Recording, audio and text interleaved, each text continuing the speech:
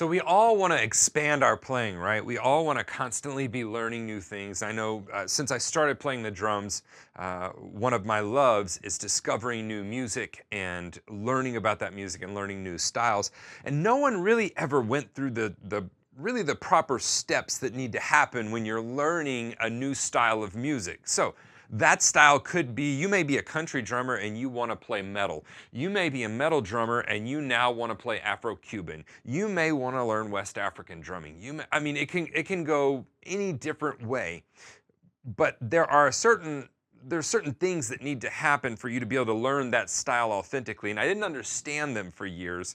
And so I found myself playing the patterns correctly, but I had no clue where they came from, why they were played, what their meaning was, the history. I didn't understand any of that, and so I came off sounding very shallow whenever I would play those styles. Okay, so I want to give you 3 things you need to do whenever you're approaching a new style, and they're probably not going to be things that you would think of right off the bat. The first thing we think of as drummers is, let's grab a drum book and let's learn the patterns, right? You want to learn a mambo? Let's learn a bunch of mambo patterns. What's the Cascara pattern? What's the clave pattern? What's the, timbal pattern? All those different things, you're going to be learning patterns, and really those are just notes on a page. Unless you put context with those notes, you have no way to understand what those notes mean in that music, why they're played that way, and so forth. So the very first thing you need to do when you want to learn a new style of music is you need to immediately start listening to it. You need to go ahead and find out 5 or 6 artists, and preferably key recordings. Make yourself a Spotify playlist, make yourself a YouTube playlist, like download the albums, put them on your phone, put them on whatever mobile device, and listen on the way to work, on the way to school, when you're going to bed. Listen. This is the most important thing, even more important than learning a bunch of notes, is understanding how the music sounds. And the only way we can do that is to listen. All right, so let me give you some context for this in my own life. I went into music school, and I literally asked them, you have a guidance or a counselor or whoever you go to help you with your major. And I literally sat down and I said, what major can I do with music that I don't have to be a band director and I don't have to march in the marching band? That was my criteria. And she said, well, you could be a jazz studies major. And I was like, bingo. That's how I picked what I was going to do in music, because I was more concerned about the performance side of it and what I could learn from that. And so I started learning jazz, and I was in big bands and stuff like that, but I didn't listen to it. I listened to punk rock. I listened to everything but jazz. I didn't like it. And so I was learning this style that I didn't really have an appreciation for because I had never listened to it. And so after about 1.5 years of going through and doing this, I said, you know what? Like there are guys that have literally slept in cardboard boxes. They've given up everything as long as they could keep their horn and play this music. The least I can do is learn to appreciate it from a musical standpoint, especially if that's my major. So I said, for the next year, I'm listening to nothing but jazz. So for the next year, I listened to nothing but jazz. And then after that year, I listened to nothing but jazz, because I found a love for it. After the first few weeks of listening to it, I started digging in and going, man, this is like, it was just blowing my mind, because I started understanding how it was supposed to sound. I was listening to big band music. I understood why we set the band up in a certain way. I understood what kicking the horns, I understood all of this, what a shout chorus was and how they sounded in different styles and all of these things. I understood the nuances because I was listening. Okay, so you have to listen to the music and get context for the music to understand how to play it. Another example of that is whenever I moved to New Orleans. In between my stints in college, 1.5 years I was there, got a gig in New Orleans, moved down to Bourbon Street, played there for 3 years. I had always learned second line patterns, taka-tu, taka-ka, taka-taka-tu, taka-ka, taka-taka, but I didn't understand the second line patterns until I began listening to them. And here's the thing, I just started listening to some of the groups down there, some of the brass bands. I started listening to the parades. I started listening to some of the older recordings. And before I knew it, I had learned 0 new patterns and I sounded authentic. Why? Because I was listening. I was understanding the context for it. So the number one thing when learning a new style is listen, listen, listen. The second thing, which also has nothing to do with playing, this is great because it's things you can do outside of practice. Understand the history and where it came from. And you're like, Stephen, that has nothing to do. It really is very, very, very important to getting the vibe of the music and understanding the emotions behind it, what that music was used for, all of those things. You know, I have several instances. Let's go back to second line, where I knew the notes and I listened to it, but I had no relationship with the culture surrounding it, so I didn't understand the context of why it was played the way it was played. So for second line, whenever I moved to New Orleans, and that kind of, you know, gutter funk type of a deal, when I moved to New Orleans, I began to understand, because I was working in the French Quarter on Bourbon Street 6 nights a week, and so I began to see and smelled, like I smelled the gumbo cooking. I understood what it was like at 2 in the morning when I was getting off work and what the streets smelled like. I understood how muggy it got during the summer. I began to understand the people and the culture and what all of that, what that feels like. I also began to learn the history of, well, why do they call it second line? Oh, well, that's because it was the funerals, and the first line of people were actually the mourners. It was the family, and the second line was the band. And on the way to bury the dead, they would play funeral dirges. It was very sad. On the way back, they would jazz up these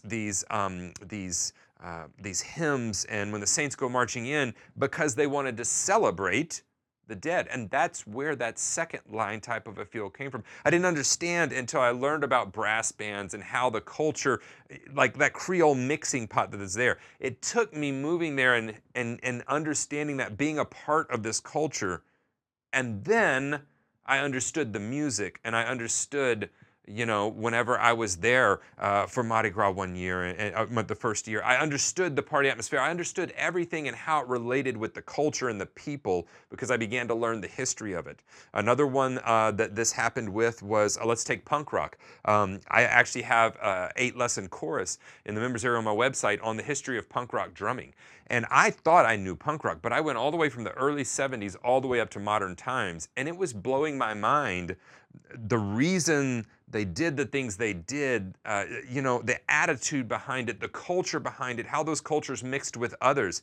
The same thing goes for grunge. Grunge, you can, oh, it's easy music. Yeah, but do you understand the angst? Do you understand what was happening, the undercurrents, the political times, with the youth culture, the movement? Do you understand why Teen Spirit broke like it did? That whole grunge movement. Another one that I can give you before we move on to the next point is when I was learning Afro-Cuban Mambo, I went to Puerto Rico for a festival that we were playing in, and they took us out because they wanted to teach us to dance salsa, which just didn't happen because I can't move that way. I'm like 6'2" and really, really white, and so I don't move that way. But we walked into this club, and it was like everything I had been studying for 5 or 6 years clicked in an instant. It was like I was walking into the movie. The way the people smelled, the way they moved, the culture, these old guys on stage that were playing these patterns that wove together perfectly with the way the dancers were going. Do you understand? You have to learn the culture and the history of something. With West African drumming, it was just patterns to me until I started pulling up video of where they use that, because they use this drumming in life. They use it for funerals. They use it for birthdays, for celebrations, for coming back from battle, for going to battle. They use this drumming for those reasons. So looking up a West African, you know, drumming, but looking up a funeral is vastly different. Like it almost brought me to tears to listen to the vocals that were going with this drumming and the dancing, and they're sweating, and it's like it was a surreal moment understanding the rhythms that I had learned flat on a page applied to actual culture. See, music is not about notes. Music is about life put to notes. We're trying to put life into notes. History, culture, how that person smells, how the street feels, how hot it is, what it feels like to lose someone. That's what music is. So we can't just learn notes. If you go for the notes, you will never be able to play these styles. So the first thing is you have to learn you have to listen to the music, excuse me. The second thing is you have to learn about the history and the culture. Look up video, look up as many pictures as you can, learn about particular figures in that movement. You have to learn about the culture and the history of it. And the third thing is You have to learn the indigenous patterns, the indigenous rhythms. Okay, so for me to understand progressive jazz, I really need to go back and understand early jazz. I need to understand, why did we feather the bass drum? Why does that happen? Why do we have brushes? Why do they sound the way they sound? You need to go back and, for let's Afro-Cuban, why is it so complex? Well, we're trying to combine a whole rhythm section. We're combining 4 different drummers. That's why it's so complex, because this part was played by one drummer and this was played by another drummer. Do you understand? But until you go back and look at those rhythms indigenously and go, oh, okay, this is what they would be playing. Oh, the timbale player would be playing this.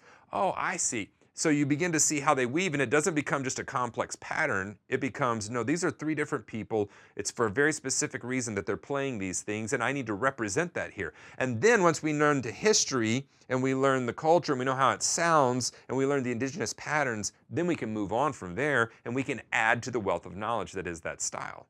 Okay? So to me, the last part of the learning process for a new style comes from learning the actual patterns.